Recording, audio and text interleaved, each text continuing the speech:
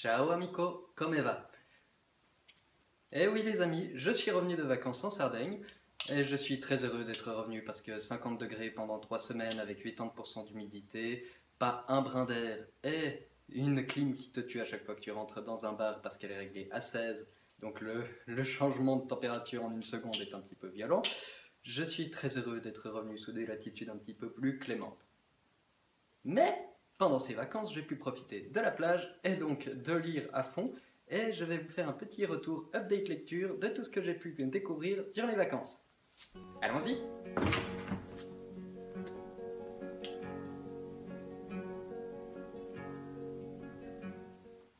Le premier livre que je vais vous présenter, je ne vais pas trop m'attarder dessus parce que je vous avouerai que je l'ai abandonné au bout d'à peine 100 pages. Il s'agit de Celle qui savait tout de Ruth Rendell chez Le Livre de Poche.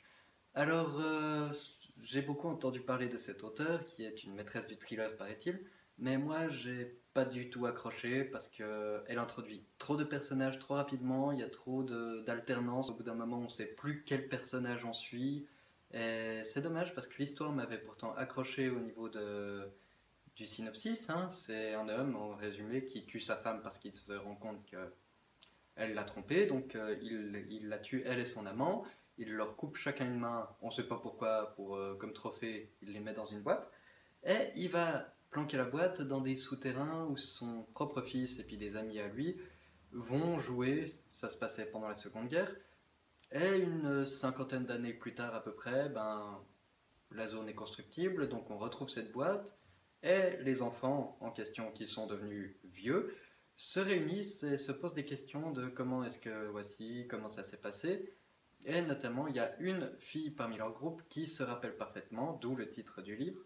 Et je suis pas allé spécialement plus loin que ça parce que voilà, le style m'a coupé. J'ai pas réussi à me concentrer dessus, j'ai pas réussi à entrer dans l'histoire. Et puis voilà. Je suis déçu, mais ça veut pas dire que je ne laisserai pas une autre chance à cet auteur pour un autre roman, ni que je reprendrai peut-être pas cette lecture plus tard. À vous de le lire et de vous faire votre propre avis. Le second livre que je vais vous présenter et qui était franchement parfait pour la plage, c'est Après la vague de Oriane Charpentier. Il s'agit de l'histoire de Maxime, un jeune garçon qui était en vacances avec sa famille et notamment sa sœur jumelle en Thaïlande en 2004, donc qui a vu le tsunami monstrueux lui arriver dessus. Lui a survécu, sa sœur Jade non, et on va suivre ce jeune garçon à travers tout son parcours de deuil en quelque sorte.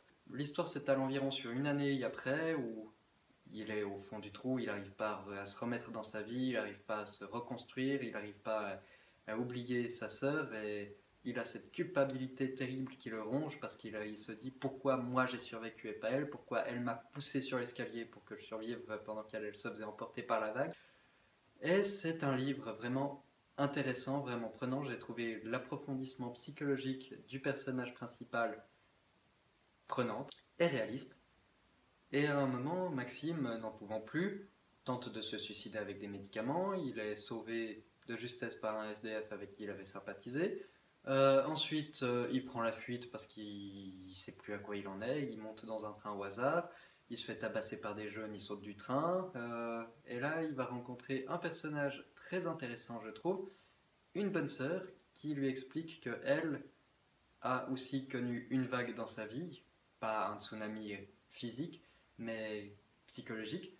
Elle a été infirmière durant une de ces nombreuses guerres qu'il y a eu du côté de l'Est dans les années 90. Et à un moment, elle a rencontré un colonel qui lui a demandé de sauver une jeune femme, mais la jeune femme est morte dans ses mains. Et tout ce qu'il a trouvé à faire, c'est rire. Et à ce moment-là, elle s'est rendue compte qu'elle aurait voulu le tuer. Et ça l'a presque détruite de se rendre compte qu'elle avait cette noirceur en elle et que dans le fond, elle ressemblait à cet homme.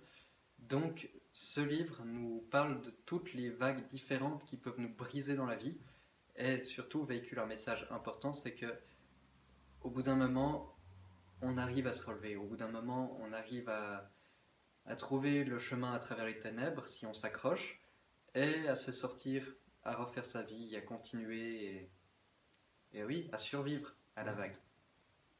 Donc un livre très intéressant, écrit dans un style sympathique.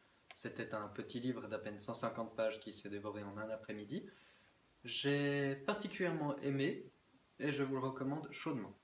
Roman suivant dans un style un peu plus léger, entre guillemets, parce que l'histoire qui raconte est quand même assez lourde, mais dans un style prévu pour les enfants.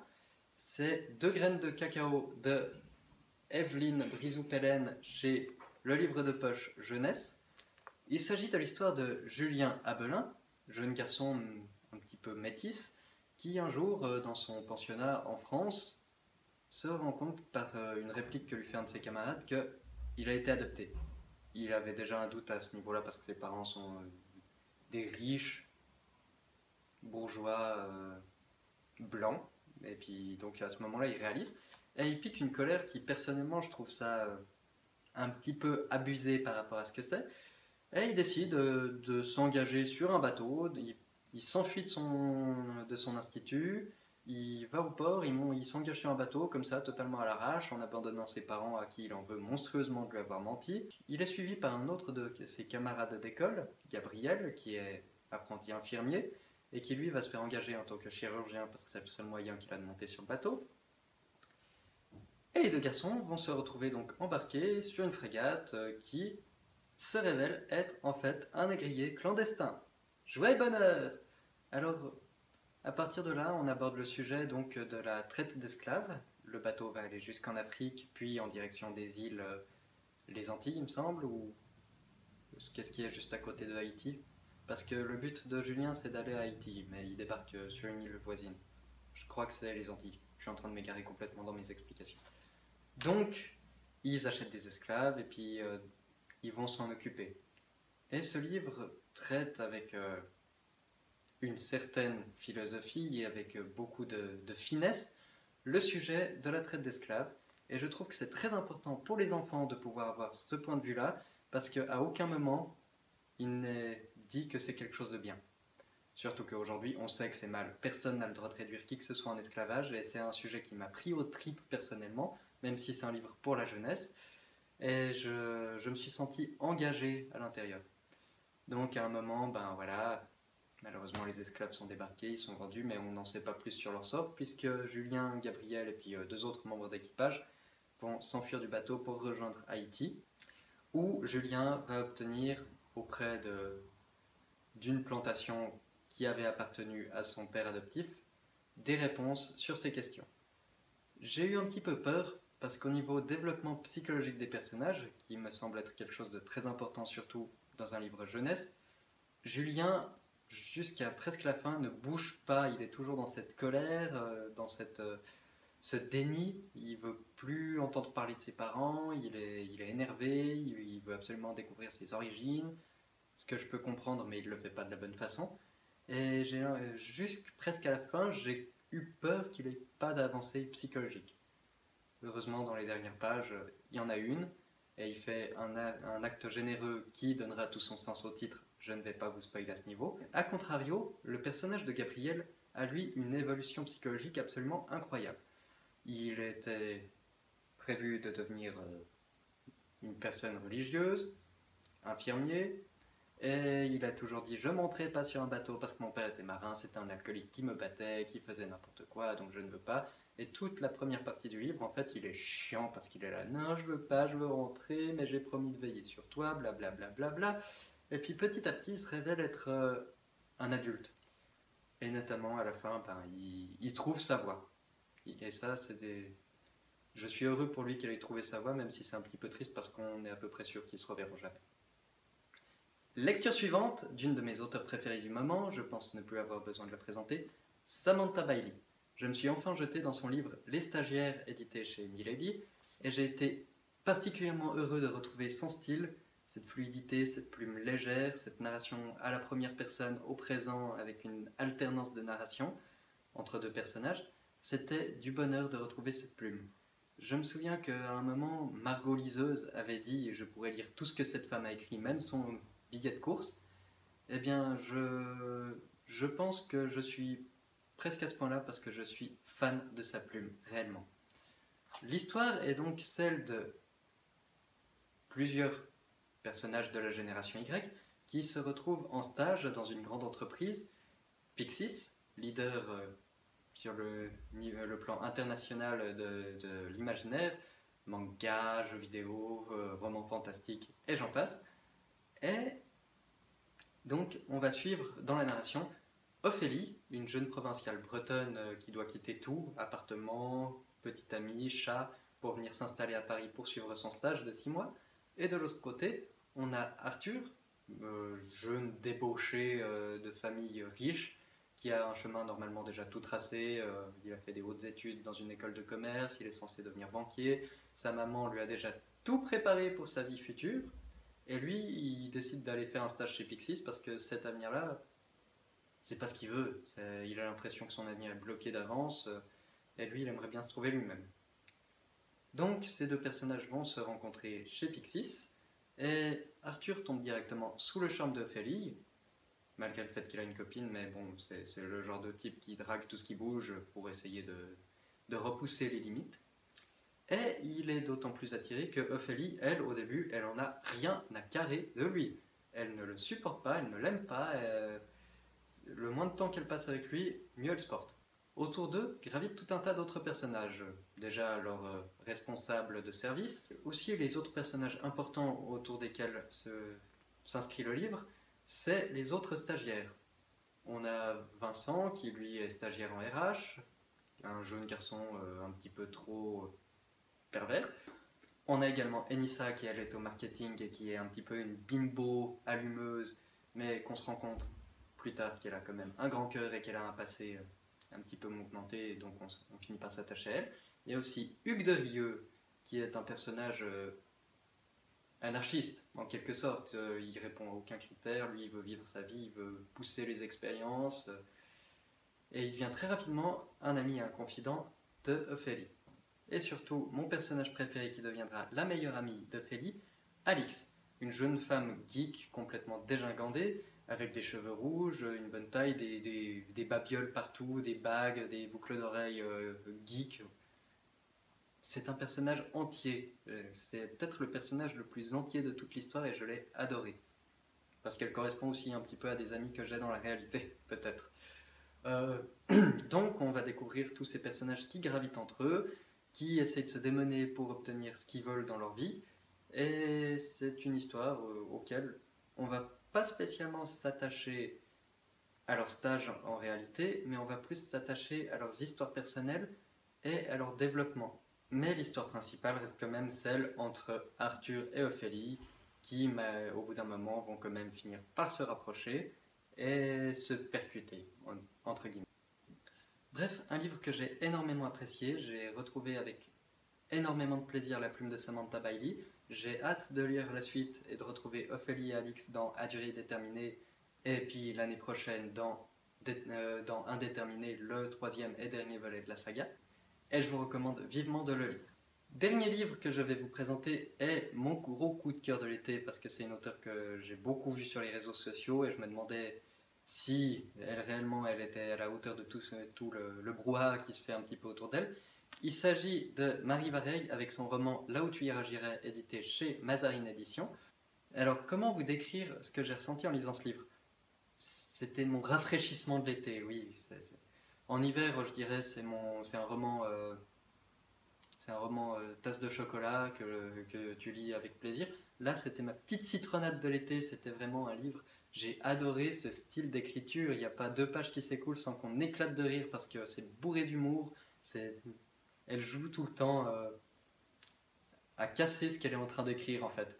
Il y a notamment un moment où l'héroïne est en train de dire ouais, je dois le draguer et pour ça je suis censé aimer les fruits de mer, j'y suis allergique, je suis censé aimer le saut en parachute, j'ai le vertige en haut des escaliers du métro. Enfin, c'est tout le long comme ça. Au niveau de l'histoire, on va suivre Isabelle, une jeune actrice ratée de 32 ans qui malheureusement décide de quitter son petit ami après 5 ans de vie commune parce que voilà, il la demande en mariage et qu'elle elle panique parce qu'elle se rend compte qu'ils veulent pas les mêmes choses. Elle veut pas d'enfants du tout parce qu'elle-même est une grande enfant et qu'elle les déteste.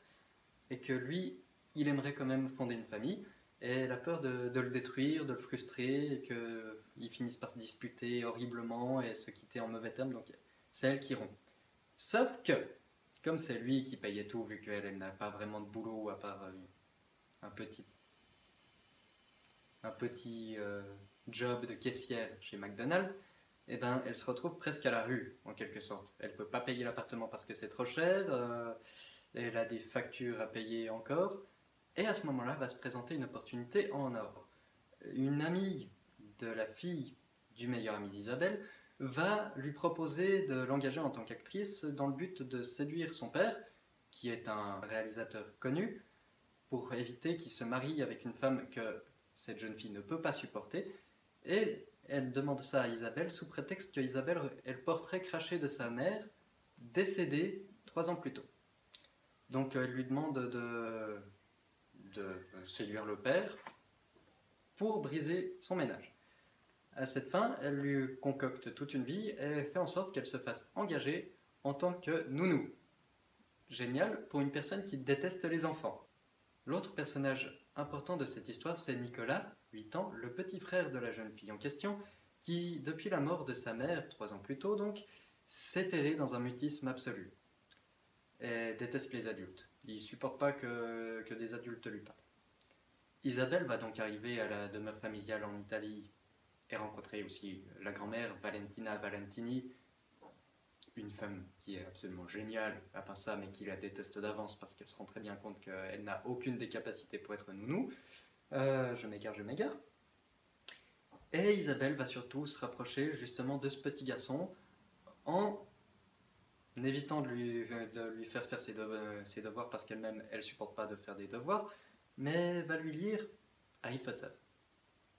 Et ça va réouvrir Nicolas au monde petit à petit, il va se réintéresser, et elle va aussi lui apprendre à communiquer avec le langage des signes pour qu'il arrête de se taire dans son mutisme. C'est un roman assez intéressant parce qu'il y a tout qui capote à l'arrivée. Elle n'arrive absolument pas à séduire le père qui d'ailleurs s'amuse beaucoup de la situation parce qu'il se demande qu'est-ce que c'est ce bordel. Et voilà, jusqu'à à peu près une centaine de pages de la fin, on se demande c'est quoi ce délire en fait, on voit pas bien où ça va en arriver, même s'il y a quelques petits passages qui laissent suggérer quelque chose de plus gros, un complot.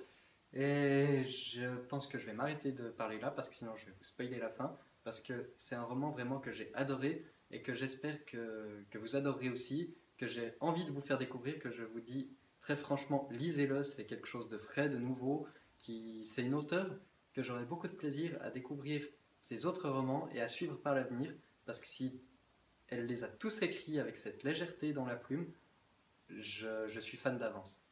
Voilà, ce petit update lecture de vacances est désormais terminé. J'espère qu'il vous aura plu, j'espère que je vous aurai fait découvrir des romans qui vous ont fait envie. Et je vous dis à très bientôt pour une prochaine vidéo. Portez-vous bien, ayez de belles lectures. Ciao!